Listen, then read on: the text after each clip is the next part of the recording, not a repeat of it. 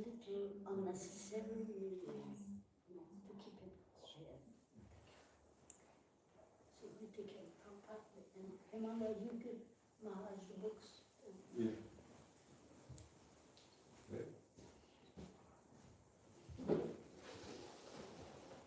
Ich kann das nicht verstehen.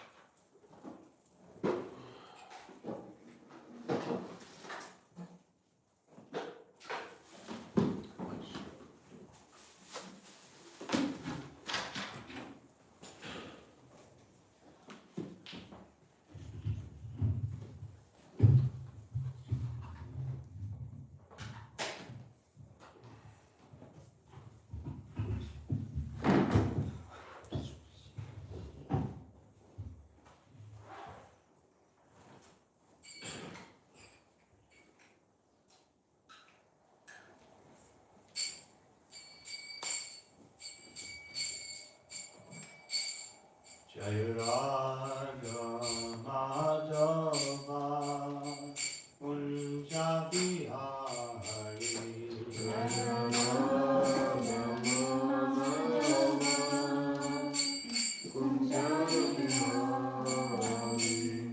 Jai Radha Madhava Kunja Bihari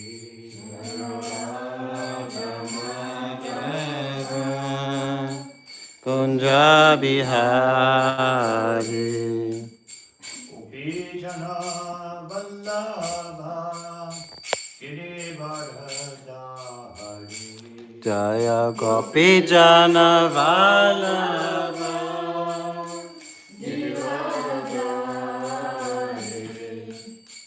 Upijana Vallabha Girivardhari Jaya Gopi Jana Vallabha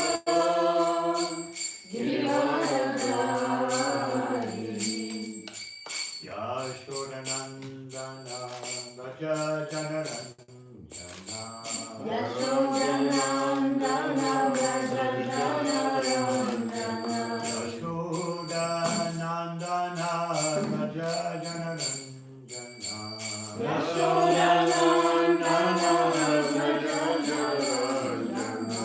Yamuna Tihira Vanachari Yamuna Tihira Vanachari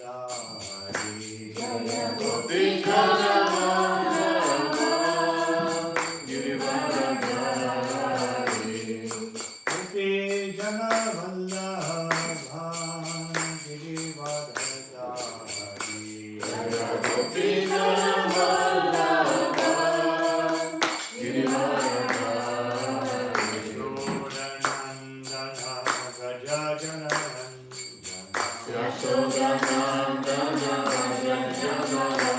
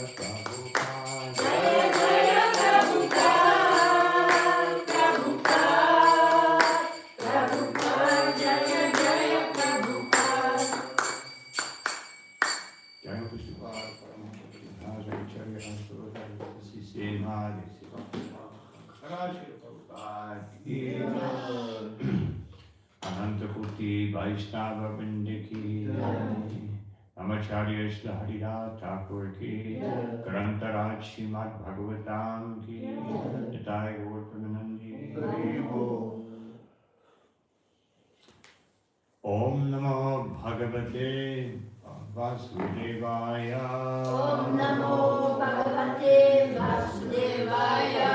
Om Namo Bhagavate Vasudevaya Om Namo Bhagavate Vasudevaya. Om Namo Bhagavate Vasudevaya Om Namo Bhagavate Vasudevaya. Krishna. A reading from Nectar of Devotion and Srimad Bhagavad Gita. Mana Shastra Vicharanayaka Nipuno Sadharma Sastapako Lokanam Vitatarino Tribhuvane Manyo Sharanyakaro Radha Krishna Paramarinda Vajana Nandena Matariko Vande Rupa Sanatana Raguyano Sri Jiva Gopalako So reading from Nectar of Devotion, chapter on parenthood, and starting with this paragraph. And the Lalita Madhava, compiled by Rupa Goswami, Krishna is addressed as follows. My dear Krishna, when you are engaged in herding the animals, the dust caused by the hooves of the calves and the cows covers your nice face and artistic tilak, and you appear very dusty. But when you return home, the milk flowing out of the breasts of your mother washes your face of its dust covering, and you appear to be purified by this milk, just as when the deity is washed during the performance of Abhishek ceremony. It is the custom in the temples of deities that if there have been some impure activities, the deity has to be washed with milk. Krishna is the Supreme Personality of Godhead, and he was washed by milk from the breast of Mother Yashoda, which purified him from the dust covering.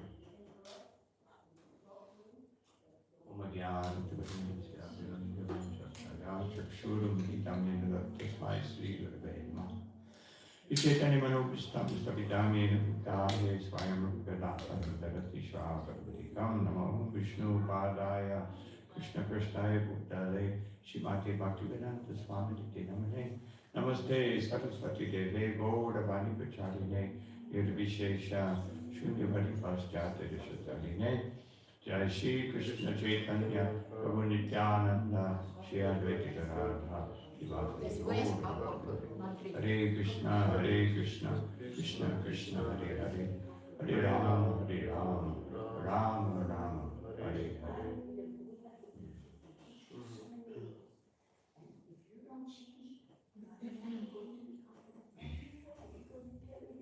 Of course, Krishna can never be impure. Krishna is Vishuddha Sattva, always the source of purity. Even when the cowherd ladies accuse Krishna of stealing, how can Krishna steal when he owns everything? Sarvaloka Maheshwara. Therefore it's all his lila. Stealing, lying. Krishna cannot lie. Therefore whatever he says becomes the truth.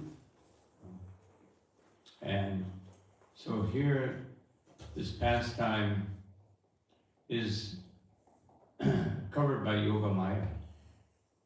That Mother Yashoda, in order to enjoy her pastime, just like in the previous paragraph, it speaks about how the gopis, elderly gopis, they were so ecstatic to see their children. Ordinarily, they would take care of their children. But because Krishna has expanded himself into their children, they feel special affection. Normally, they would say, I wish that I could have Krishna as my son. They all thought that. They all thought, let me have Krishna as my son. Mother Yashoda is so fortunate. So that is their inner ambition. And because that inner ambition becomes very powerful, then Krishna appears, he creates the pastime to please his devotees. The pastime is not to chastise Brahma, because Brahma doesn't need to be chastised. But he was put into that situation. Just like Arjuna was put into that situation. Just like Parikshit Maharaj was put into that situation. And so that this wonderful pastime, so that all the elderly gopis could experience the wonderful pleasure of serving Krishna. Just like the cows and the cowherd boys, Krishna expanded himself into the calves.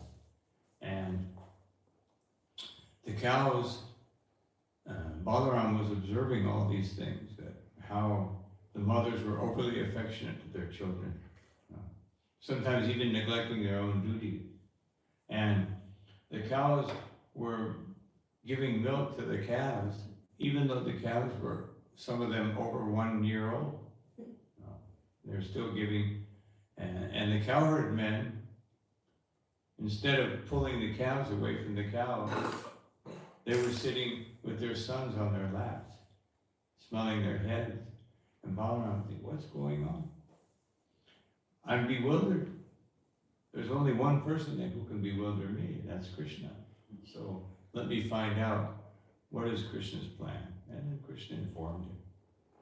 So this wonderful pastime, all taking place just to enhance the love of the devotee. So this dust, Mother Yashoda is always very happy to see Krishna covered with dust, because then she can bathe him. And of course here we see the extent of the ecstasy in this paragraph, where so much milk is flowing from her breast that it washes Krishna's face. When some of you are mothers, hey, all of you are mothers, but so you know that it's not that the milk shoots out, but in Krishna's case, even when Nanda Maharaj and Yashoda Mai visited Krishna in the battlefield of Kurukshetra, the Mother Yashoda felt milk coming from her breast. She was 7 years old, something like that, and still milk coming from her breast. She was actually more than 70. She must have been 90 or 100 years old.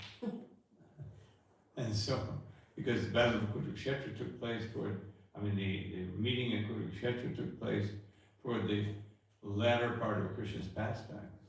And so, even when Krishna was born, Nanda Maharaj and Yashoda Mai, they were elderly. They were not, it was like astounding that they could have a son at that stage. And so, they were overwhelmed. Another wonderful pastime of dust, when Lord Jagannath, when Prataparudra, he had some doubts about Krishna, because he understood Krishna as an Aishwarya Bhav. He's the king, he's in Jagannath Puri. Jagannath is worshipped with so much opulence and so much reverence. And then when he had a little doubt about Krishna's pastime with the gopis, he had some doubt about that. But because he had that little doubt, he asked Balaramacharya if he could arrange that he could see the kirtan of Lord Chaitanya. Because the first time Lord Chaitanya returned, came to Jagannath Puri, Prataparudra was not there. So the second time, he had heard about Lord Chaitanya, and he was so anxious to see him. So he said, please allow me to see his kirtan. You have said that his kirtan is extraordinary. So Balaramacharya arranged that he would be in a separate room. The kirtan began, Lord Chaitanya danced in ecstasy. But his ecstasy became so great that he fell on the ground, and foam was coming from his mouth, and liquid, we would call it mucus, but in Lord Chaitanya's case it's not mucus, it's nectar. And so it was flowing, it was covered with dust.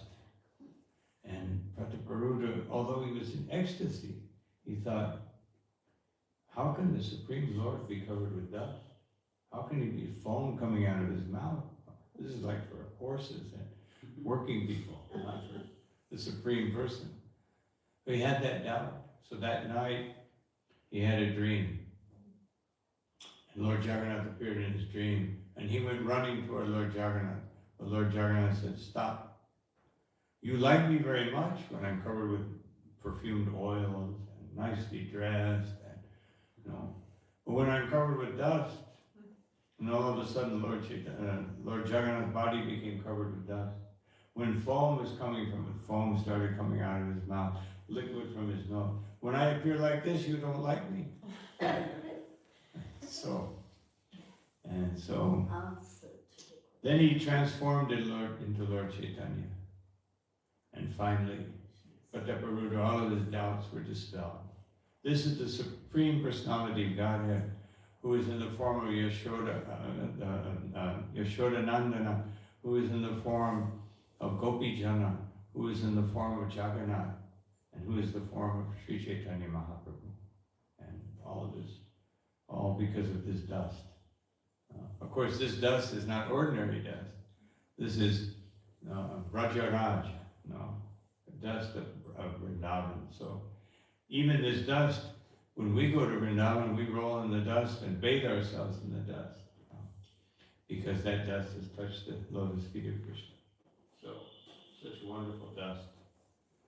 But, as Srila Prabhupada says here, quoting from Lalita Madhava, that these things are meant to make Krishna's pastimes more ordinary.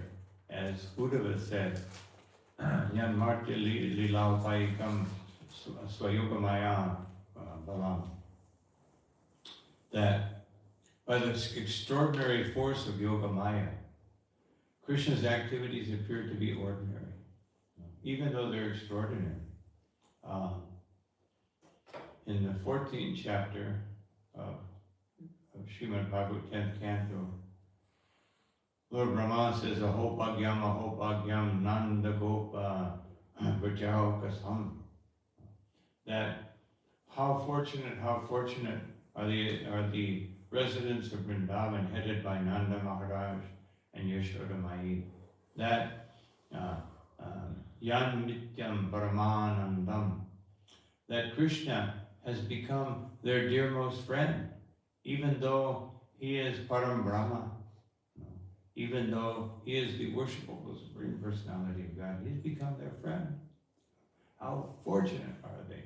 And he's thinking himself so unfortunate when he's speaking, because he said, I just offended Krishna. I'm so unfortunate, but they're so fortunate. How can I gain this fortune? And he said a similar prayer as Uddhava. He said, let me simply become a creeper, a blade of grass, something. Let me just become something that will be trampled by the feet of the gopis of Vrindavan. So, how long are we supposed to read here? That's up to you, if you're inspired, but that's good enough, I think, because we want to. Okay. It's up to you. Thank you very much for so far. Let me just, this is wonderful, Yes. this next paragraph. Up to you. Sometimes there are examples of Mother Yashoda. Mother Yashoda's becoming stunned in ecstasy. This was exhibited when she saw her son lifting Govardhan hill. When Krishna was standing, raising the hill, his mother hesitated to embrace him and became stunned. The dangerous position that Krishna had accepted by lifting the hill brought tears to her eyes. With her eyes filled with tears, she could not see Krishna anymore. Because her throat was choked up with ecstasy, she could not even instruct Krishna as to what he should do in that position. This is a symptom of becoming stunned in ecstatic love. So, many examples of Mother Yashoda, because in the beginning of the 9th chapter of the 10th canto, where it describes in the 2nd verse that Mother Yashoda is churning so enthusiastically, thinking that I want to make yogurt that will be so wonderful that Krishna will never leave my home again. He will never go looking for food stuff from somewhere else. Just like in Dwarka, when Padmavati, the mother of Kamsa, was, everybody was speaking about whether Krishna should go back to Vrindavan or not. And so she said, why don't we just pay them? No. We have money, They're poor village people. You know, they don't know how to take care of Krishna. It's like it appears here, Mother Yashoda doesn't know what to do. They're so poor that they can't afford shoes, and therefore Krishna has to go into the forest barefoot. And they're so poor that they couldn't even feed him properly, and therefore he had to go to the houses of other people to steal, just to eat. So let's just pay them. He doesn't have to go back. We'll just pay them. And everybody said, huh. He just kind of told her, okay, you can go do something else. So this was, this is typical of someone who's related to Kamsa. They would think this way. We never think that this is ecstasy. So Mother Yashoda hesitated to embrace him. Well, why did she hesitate to embrace him? Because she thought, if I embrace him, he may become bewildered and he may lose his grip. She couldn't even understand, how is he holding this up? Even when he picked up the hill, and everybody was hesitant to come under the hill, because they thought, how long could Krishna hold up a mountain? How can even Krishna pick up a mountain? How come? And so Krishna said, come. I'm doing this for you. And everybody came, and Yashoda was chastised Nanda Maharaj. Why are you, just like we see the paintings, the cowherd men holding up their sticks, why don't you help Krishna? And they held up their sticks, but then Krishna went like this, like that. Then they were just praying to Krishna. Then the cowherd boys, Madhu Mangal said, Yashoda, she was very concerned. And it says here, her ecstasy, why was she stunned? She couldn't see Krishna anymore. Completely stunned. She couldn't speak to Krishna because her voice was choked up in ecstasy. But when she could finally speak to Krishna, she said, you have to eat something. Mother, she has to eat something. And Krishna said, no, I can't do that. Actually, I want to play my flute. And then Madhu Mangal said, don't play your flute, because the hill may become ecstatic and start to move, or maybe it will even melt, and then who will protect us? So these are all ecstatic things, ecstatic activities and pastimes going on under the hill of Govardhan, which is one of Krishna's most amazing pastimes. Because it's the only pastime in Krishna Lila where all rasas are exhibited at the same time. The only time. Any other time, the one rasa, maybe two rasa, maybe even three rasas can exist, but no time can Madhurya ras and Vatsalya ras and Sakya ras exist at the same time. They cannot exist. Otherwise, it would be rasa vasa. Even sometimes when Krishna would see the gopis, they would be off in the distance, the young gopis. When Yashoda would be there, Balaram would be over here, he would just glance like that. Very quickly glance. And then when they weren't looking, he would glance a little more. So this is very difficult. Even Krishna has difficulty. Not that only we have difficulty, but difficulties come from Krishna. So we have difficulty, just that our difficulty creates anxiety and Krishna's difficulty creates ecstasy. So everyone has difficulty because Krishna has difficulty. So anyway, these are some thoughts on these pastimes, which are very beautiful and very wonderful. And especially because not everyone can relate to Madhurya ras. Not everyone can even relate to Sakya ras, but we more so. But everyone can relate to Vatsalya ras, because everyone has a mother, everyone has a father. Of course, nowadays, the Kali Yuga may not be such a wonderful experience. But generally speaking, it's supposed to be a wonderful experience. Nowadays, unfortunately, mothers and fathers are forced to work, and therefore the children. I remember in COVID that I saw one article at the beginning. It said, the women don't know what to do. They have to take care of their children. No, it's like women have to take care of their children because there was no place for the children to go to, underage children, so the parents could work. What are they going to do? They have to take care of their children. Such a horrible thing. So we're so fortunate to have this Krishna conscious philosophy where we can understand Krishna conscious. Thank you, Mom. So, now we read from Bhagavad Gita. Bhagavad Gita as it is, 5th chapter, text number 6. Will we repeat together? Yes. Will we repeat Repeat the what? verse? Will we repeat Yes, together yes, the we verse? can. Okay. Sannyasyastu mahabaho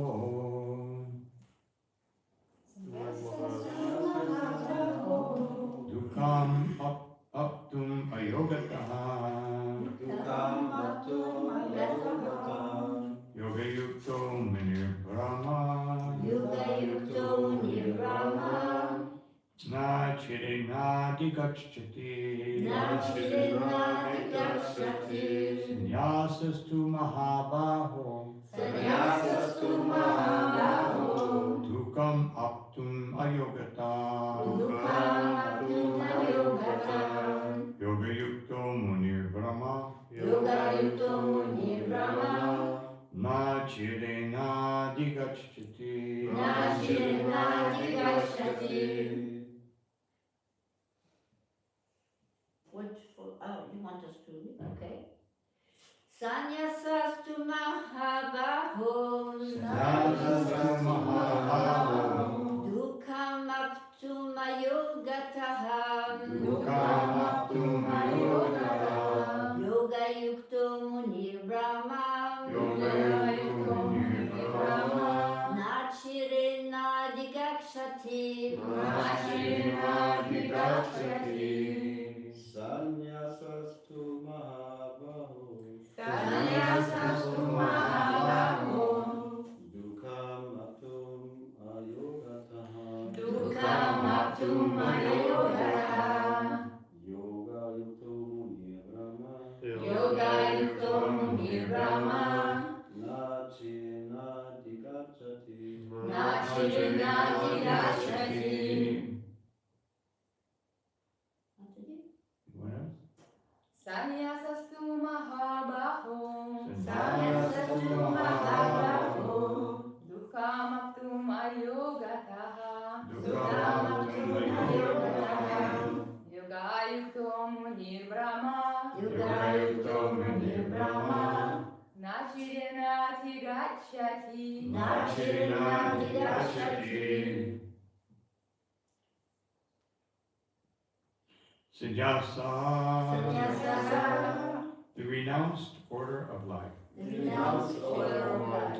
Two, but Mahabaho, Mahabaho, O mighty armed one, Almighty One, dukam, distress, aptum, aptum, afflicts one with afflicts one with ayogata, ayogata, without devotional service, without devotional service, yoga yukta, yoga-yukta, one engaged in devotional service, one engaged in devotional service, muni, Muni, a thinker, a thinker, Brahma, Brahma, the supreme, the supreme, Nachirina, Nachirina, without delay, without delay, Adhigachati, Adhigachati, attains. attains.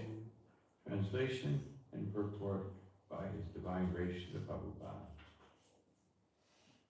Merely renouncing all activities, yet not engaging in devotional service of the Lord, cannot make one happy.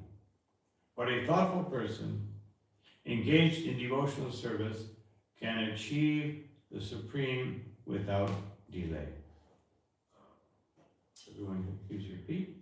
Merely renouncing all activities, yet not engaging in the devotional service of the Lord, cannot make one happy. But a thoughtful person, engaged in devotional service, can achieve the Supreme without delay. Purport. There are two classes of sannyasis, or persons in the renounced order of life. The Mayavadi sannyasis are engaged in the study of Sankhya philosophy, whereas the Vaishnava sannyasis are engaged in the study of Bhagavatam philosophy, which affords the proper commentary on Vedanta sutras. The Mayavadi sannyasis also study the Vedanta sutras, but use their own commentary called Sharidaka Bhasya, written by Shankaracharya. The students of the Bhagavad school are engaged in devotional service of the Lord, according to the Pancharatriki regulations. And therefore the Vaishnava sannyasis have multiple engagements in the transcendental service of the Lord.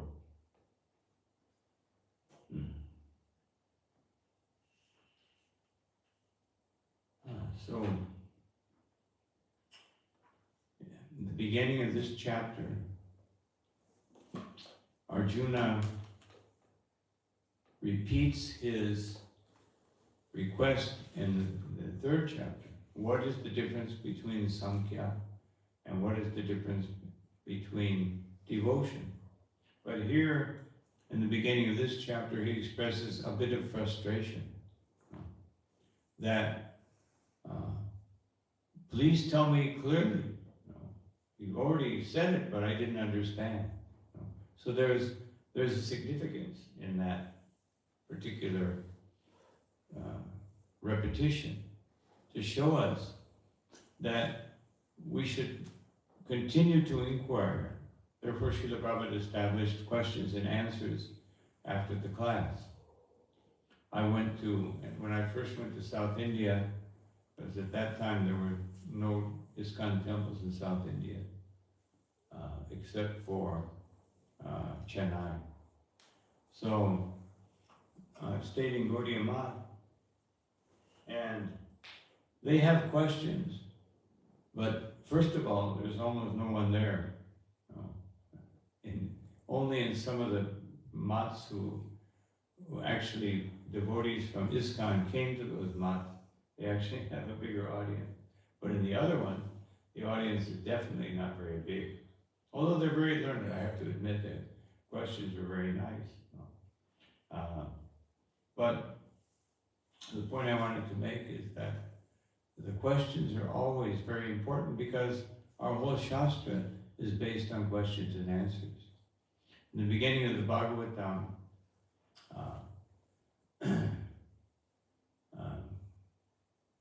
in the second chapter, beginning of the second chapter, that Sutta Goswami, he answers the sages of Naimisharanya, saying that your questions are wonderful because Krishna Prashnasya, because they are based on Krishna. Therefore, they're wonderful, good questions. Meaning that practically any other question is not so valuable. But because these questions are Lokapavam Vidya, that they are beneficial for everyone. Whatever question we may ask, generally we ask questions that are beneficial for us, our family, our friends, our country, something related to us. Given by these great sages are wonderful. So Arjuna's question is to show us that we should inquire until we are satisfied. The second point in this particular chapter, Krishna repeats from both in the 3rd chapter and especially in this chapter that there is no difference between renunciation and attachment in Krishna consciousness. That actually, as Krishna says in the 2nd chapter, that param drishtva nivartate, actually that attachment to Krishna comes from detachment to material nature, and attachment from material nature actually comes from attachment to Krishna. And I always mention that we have all experienced this. We've all experienced this renunciation. When we were young children, we would play with something. And then we get a better toy and we give it up. And we get a better toy and we get a bicycle and then we get this and we get that. And we're always in this process of giving up something inferior for something superior. But when it comes to Krishna consciousness, even though theoretically we can see that the inferior material things are so much below the elevated status of Krishna consciousness, but still it's hard to give it up, which shows how strongly rooted the soul is within the body. So deeply rooted, even though we understand.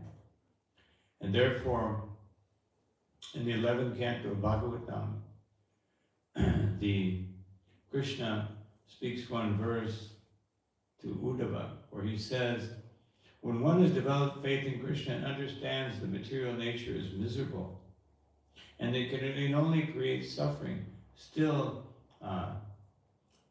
paritagyo na ishvaraha, still one cannot give up this taste for sense gratification.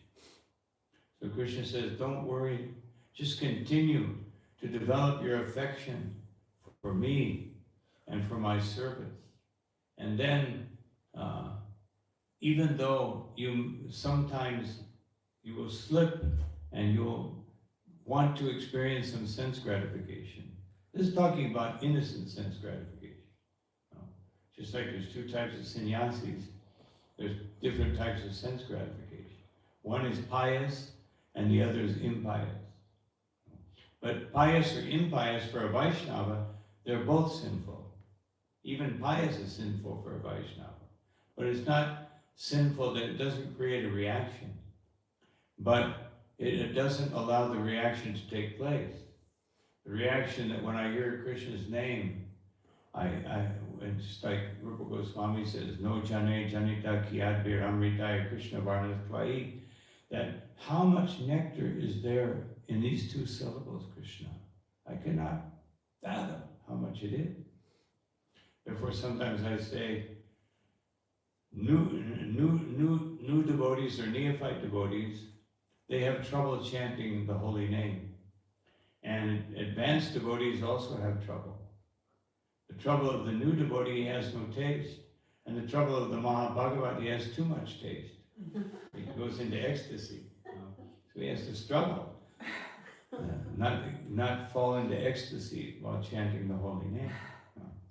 So everybody has difficulty, but we want that transcendental difficulty. And so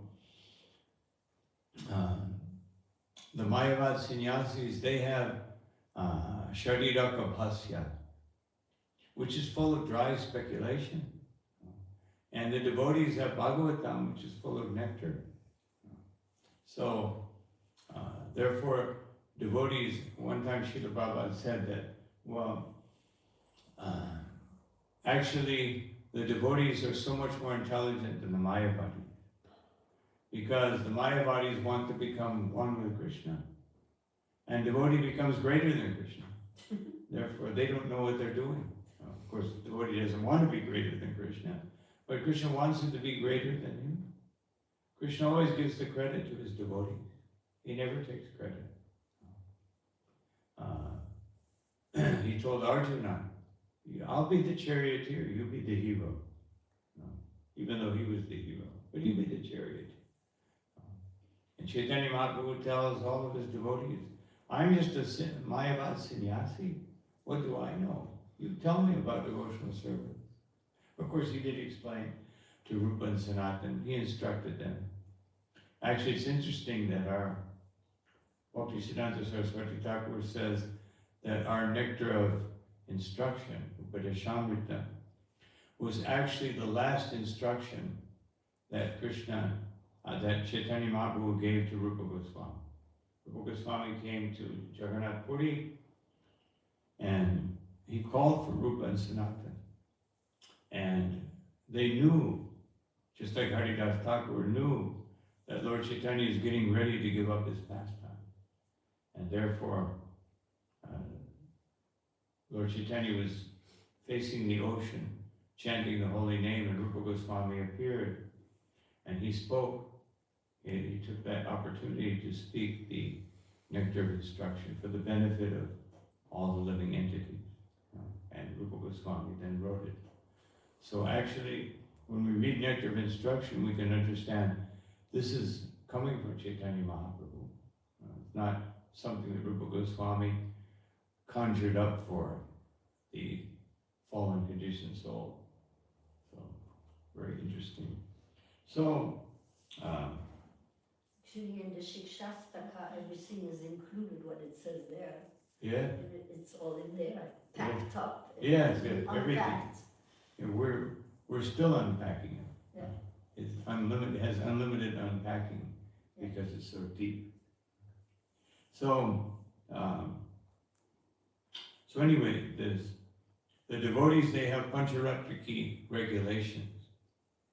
Sometimes we may become feeling that, whoa, all these rules and regulations, so difficult. But nobody has difficulty, except in India, accepting traffic rules and regulations. In Germany, it's very, very strict. US, almost, not quite as strict as Europe. Latin America, less, and India and Pakistan, forget it. There is no such, it's all Raganuga traffic. No Vaidhi traffic. Maharaj, there are rules and regulations there, we just don't have the eyes to see it. Yes, yes.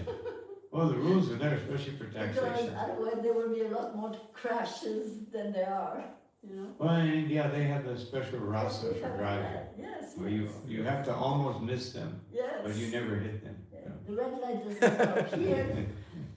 The red light doesn't stop here, the red light stops there. Yeah. Or the red light is a decoration.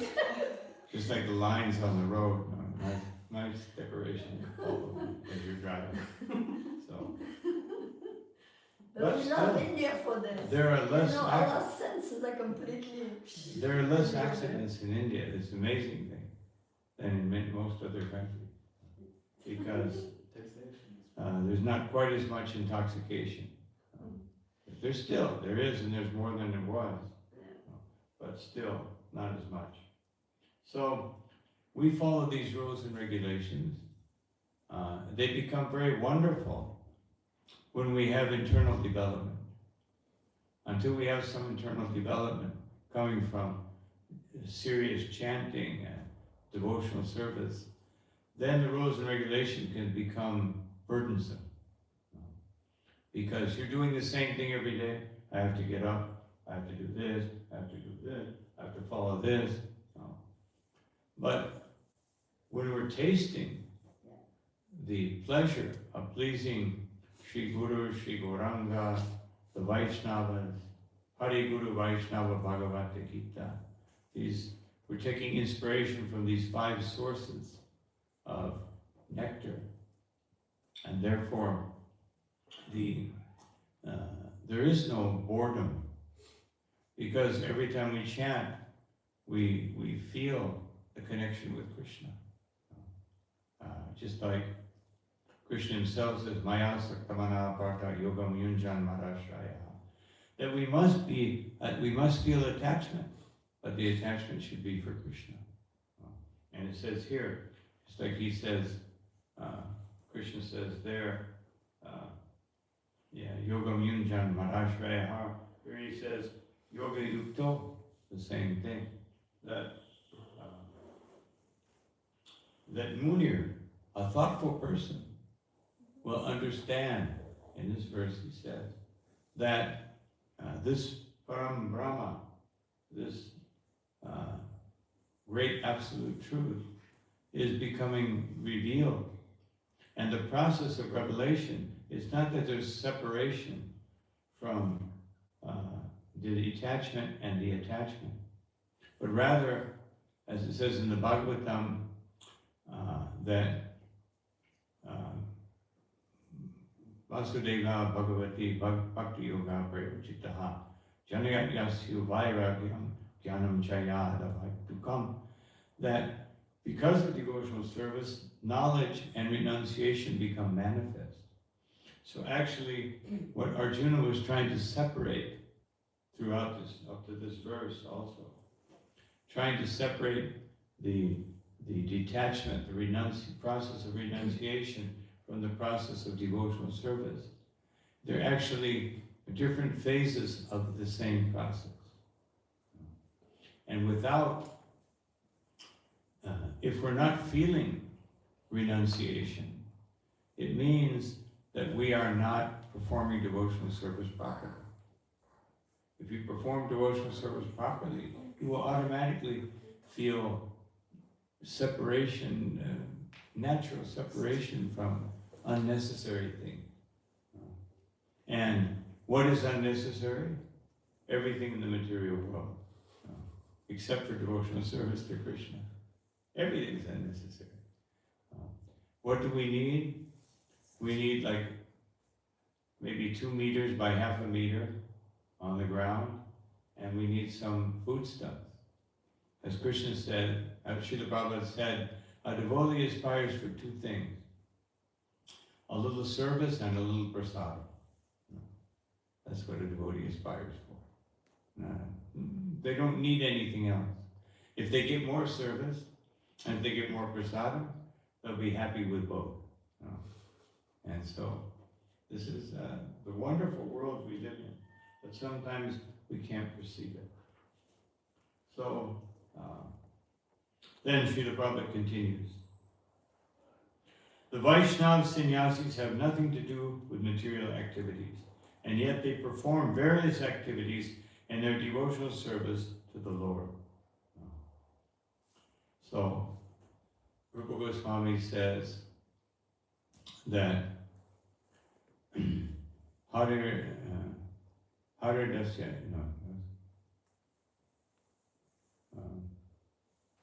let's say here, Dasye Karmana Manasa Gidar Nikilas Vasya Vastasu Jivan Mukha Sauchate.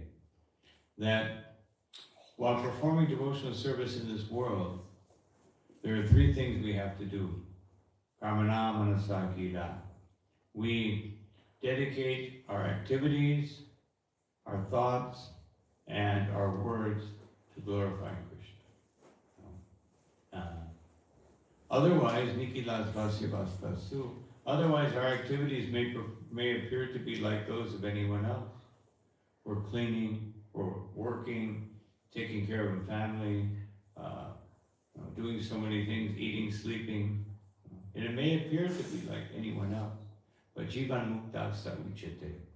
But because they are dedicated to Krishna, they are totally transcendental, 100% transcendental. This is the beauty of devotional service. Therefore, Srila Prabhupada says, the Vaishnava sannyasis, and who are those sannyasis? Actually, everyone.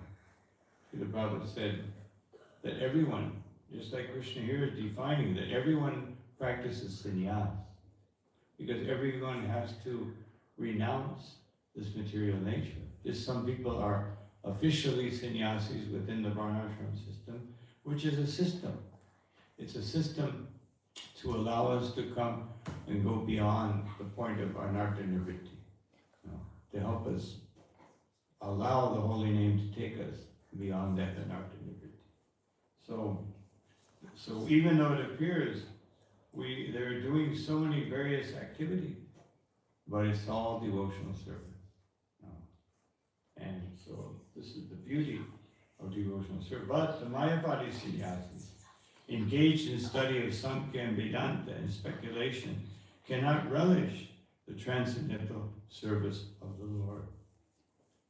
And therefore, because their studies become very tedious, they sometimes become tired of Brahman speculation, and thus they take shelter of the Bhagavatam without proper understanding.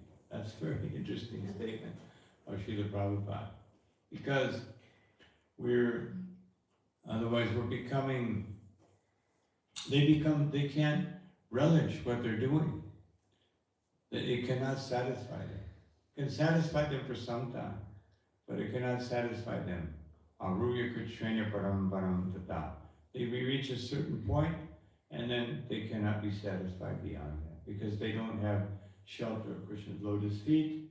So they study, sometimes they take up, as Prabhupada said so many times, building hospital or charitable activities.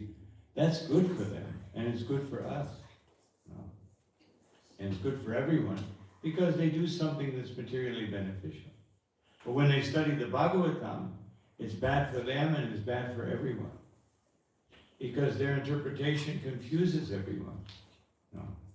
And it's bad for them because they commit offenses to the Bhagavatam.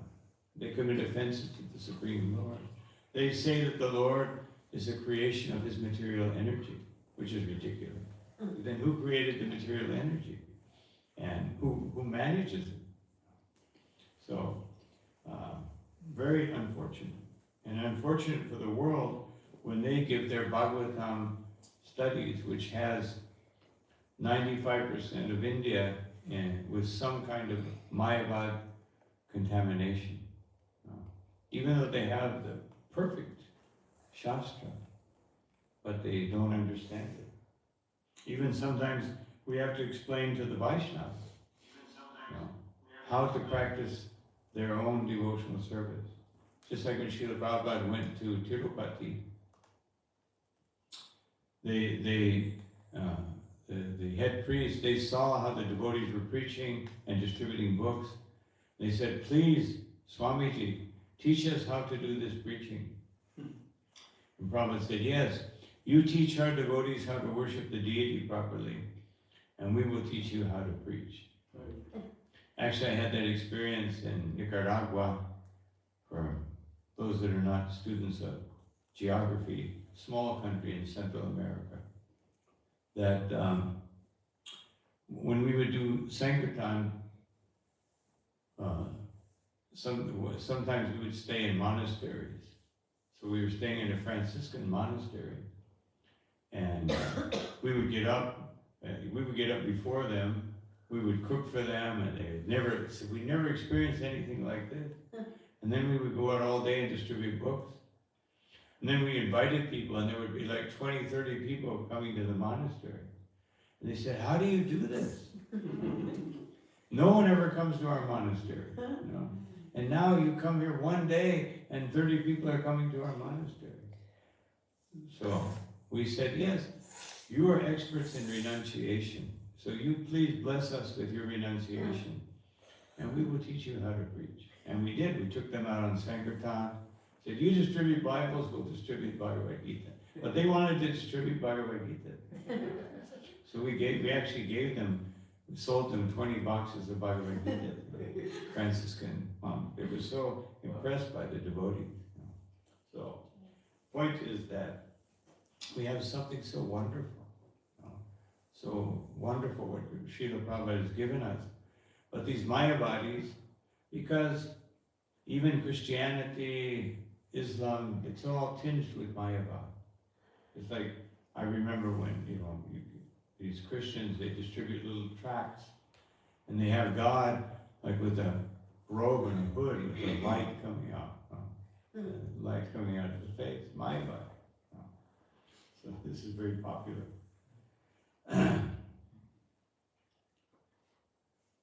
So, they take shelter of the Bhagavatam without proper understanding.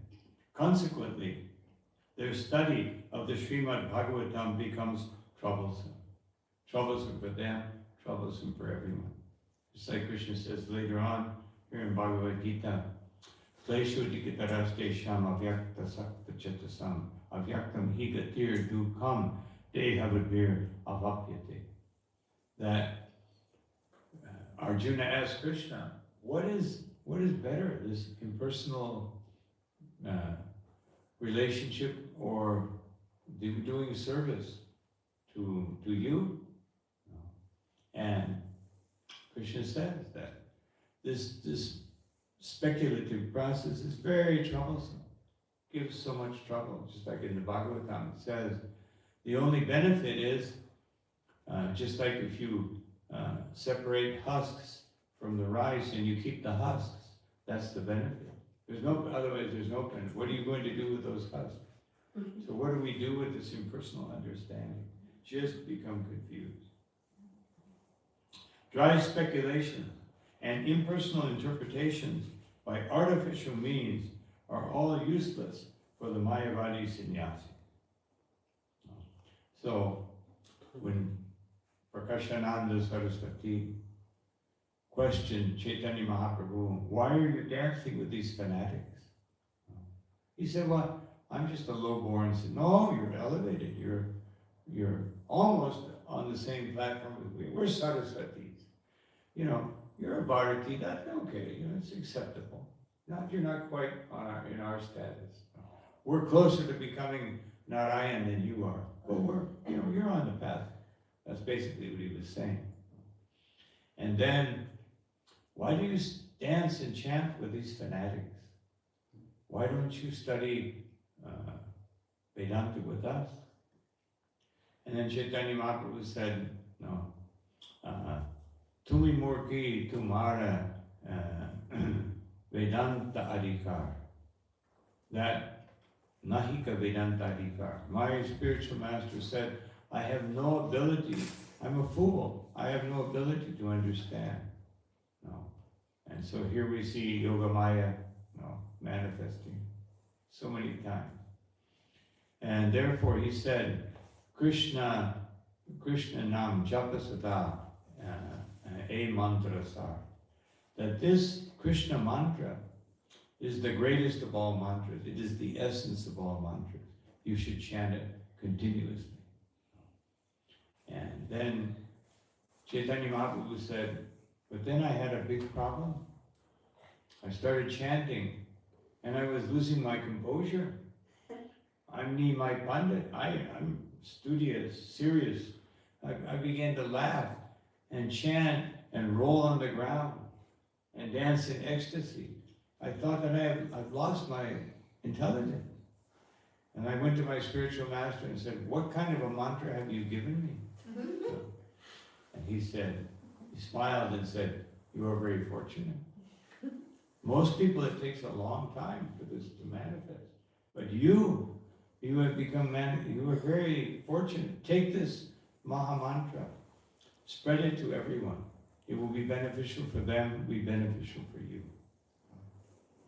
And then he said, my spiritual master taught me one mantra from the Bhagavatam, one verse from the Bhagavatam, which is the essence of the whole Bhagavatam. Evam Brata Swapriya Namakirtya.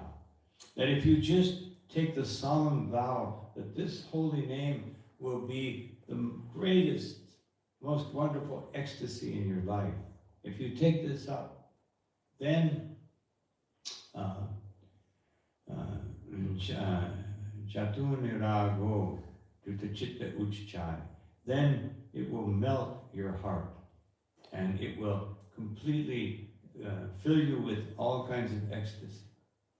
And then you will laugh, you will cry, you will feel spiritual agitation, and you will dance like a madman, not caring for the opinion of others. Of course, that doesn't mean that we dance and chant like that in Harinam. Not caring for the opinion of others. In Harinam, we're giving the holy name, and therefore we have to make it very wonderful that they will take the holy name. Not that they think this is a cultural spectacle. Yeah. They must see this is a spiritual activity. And that depends on the condition of our heart. How much we want to give this holy name to others. How much we want to give them this opportunity to get a book or the holy name or prasad. If we do it enough, then the Harinam will be successful. Otherwise, it's a cultural presentation. Or something like seeing the Peruvians playing their flute on the street. Folklore.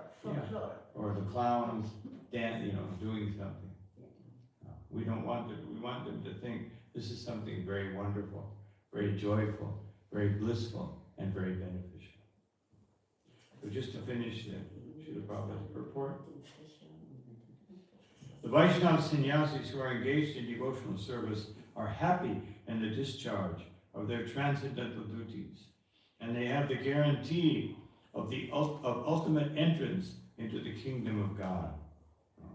So this is what makes it beneficial, that we see what we're going to receive.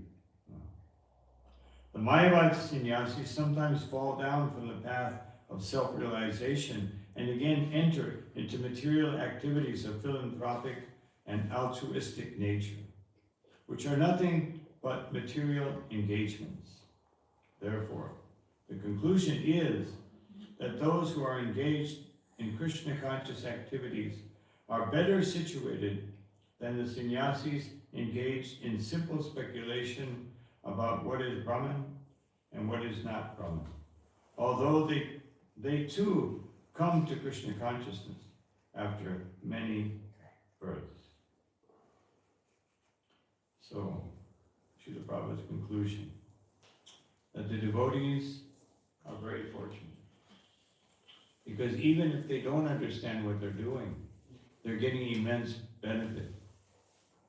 Whereas the Mayavadis think they understand what they're doing, and they're getting no benefit. But they do get a benefit.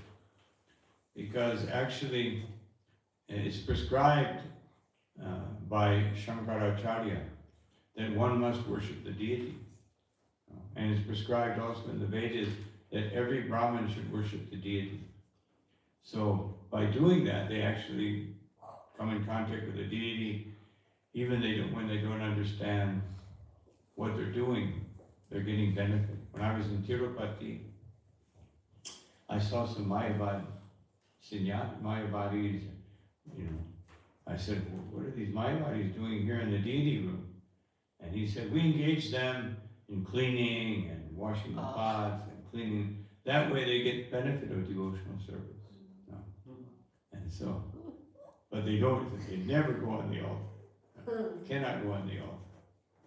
Not in Tirupati. But other places, Padmanabha Swami Temple, Adikeshava Temple, all the worship is done by Mayavadi. But they're worshiping the deity. Almost all. Sometimes they have a Vaishnava here and there. But at least in those two temples, I noticed that all Mayavadi. So we're so fortunate to have this wonderful explanation by Krishna that he allows us to understand the benefit of devotional service. And that there's not, just like Bhaktivinoda Thakur says in conclusion, he says there's only one process, and that is Jaiva Dharma, the eternal duty of the soul, which is to please Krishna. There's nothing else. There's only one process. All these other religions are different degrees of deviation from that process. And to some degree, some small degree. Every religion in the world is taking something away from pure devotion, which is to surrender to Krishna and give everything to Krishna and nothing else. So, therefore, we can understand by all these different religions around the world how powerful material nature is. And she can cause us to be so distracted. And even when we're trying to perform devotional service, we get distracted. So therefore,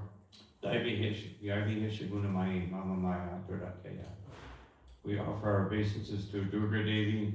She's very powerful.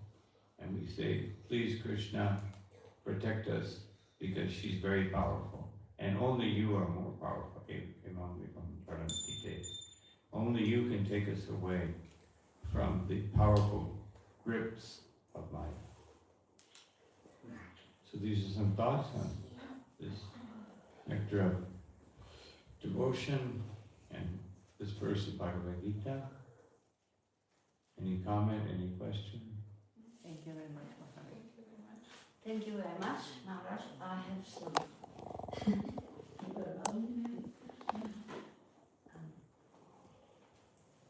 This question of Krishna Keti, tell Krishna Keti to stay here a few more minutes.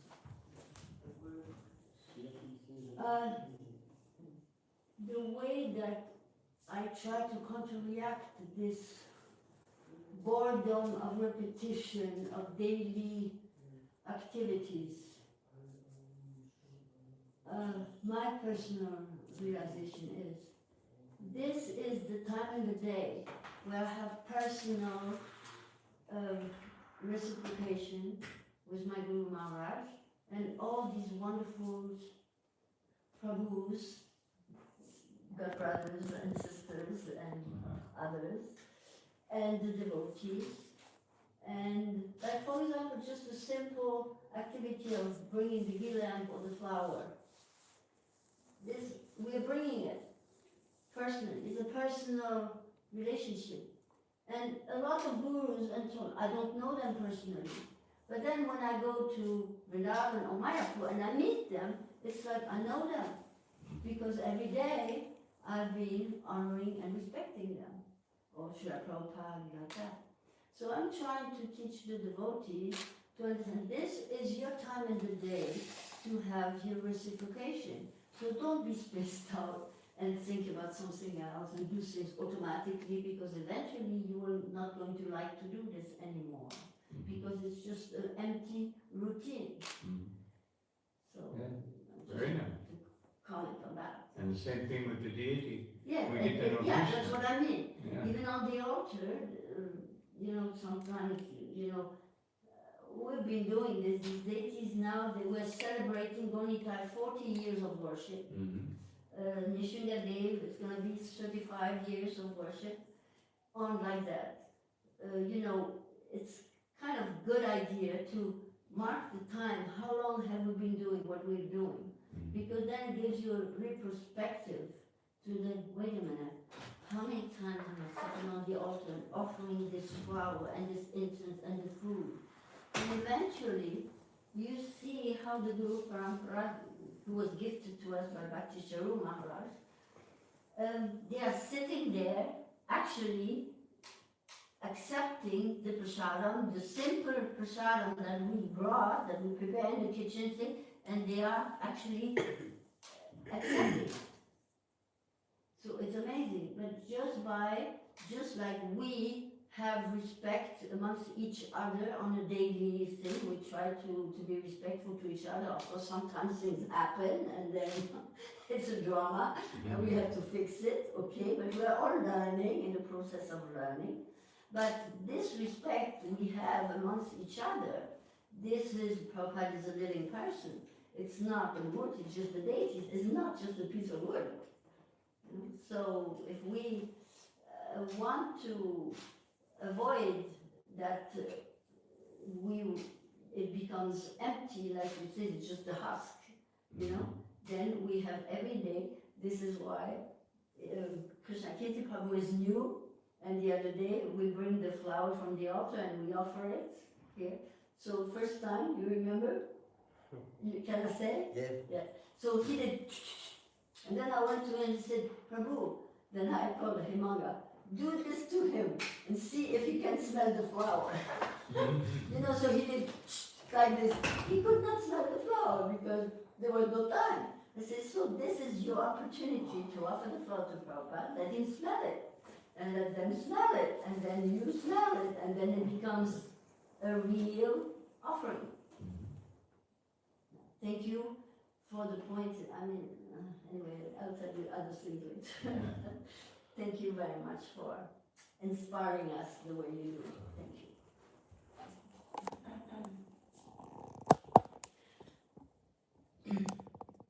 Thank you all very much for your kind I attention. just want to say that I recall the for Kumaras there were also Mayavadi, yes. Yes, and just by smells from tulsi, from lotus feet, from Yeah. the Krishna, they got this smell and they at the moment became a devotee. Yes. Yeah, that shows how powerful his lotus feet are. Yeah. Actually, Rukmini, she was bathing Krishna's lotus feet, and then she started crying profusely. And Krishna said, "Why are you crying?" And she said, "Because you don't understand the power of your lotus feet." And so, whole drama happened. And finally, Krishna emerged as Chaitanya Mahaprabhu to understand the power of his own lotus feet. So we get a lot of lessons about Krishna's lotus feet. Yeah. So powerful that they purify the universe by inviting Ganga Devi, and she becomes even more purified by touching his lotus feet.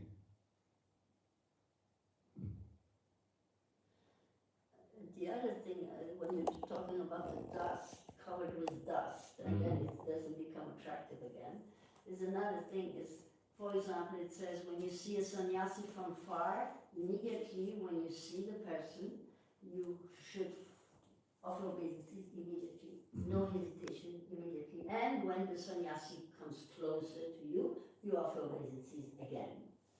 So, what are we doing? We are offering at that time. There's no consideration, what is the situation? So we go on the floor and then we get up and the devotee and the sari is full of dust from the ground. And then we go like this, yeah?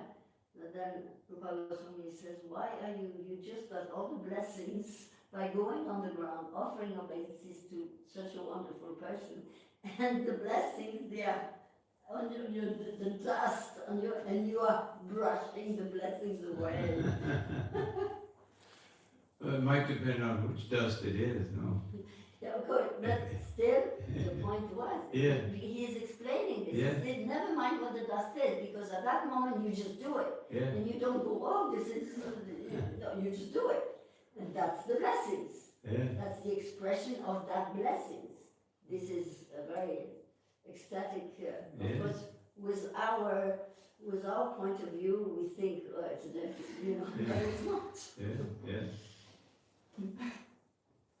It's also vice versa, like Madhurina Shana always gives a story of Krishna was not feeling well and she asked the Brahmins of the dust of the feet and they said, no, we cannot give the dust. Because we will go to hell if we Yeah. give it. He is such a great person. If we give the dust of our feet, we will go to hell. We can't do this, right? Yeah. But then when they finished asking everybody, the Brahmins and everybody, they went to the gopi, and the gopi, what did they say? Oh, he has a headache. Of course I will give him the dust of my lotus, even if I go to hell for it. The important thing is that he doesn't have a headache. Yeah. That's what's important. So they're prepared to go to hell for it. And then The Queens of Dwarka said, we don't want to give the dust because that may worsen Krishna's condition. They're thinking our dust is not good for Krishna. So they're a little more elevated than the Brahmins. They didn't want to bother Krishna. The Brahmins only thinking of themselves. And Dwarka devotees thinking, well, let's not inconvenience Krishna. But the gopis think, whatever. Just if this is required, it doesn't matter what happens. I go to hell for it. It's okay. Yeah.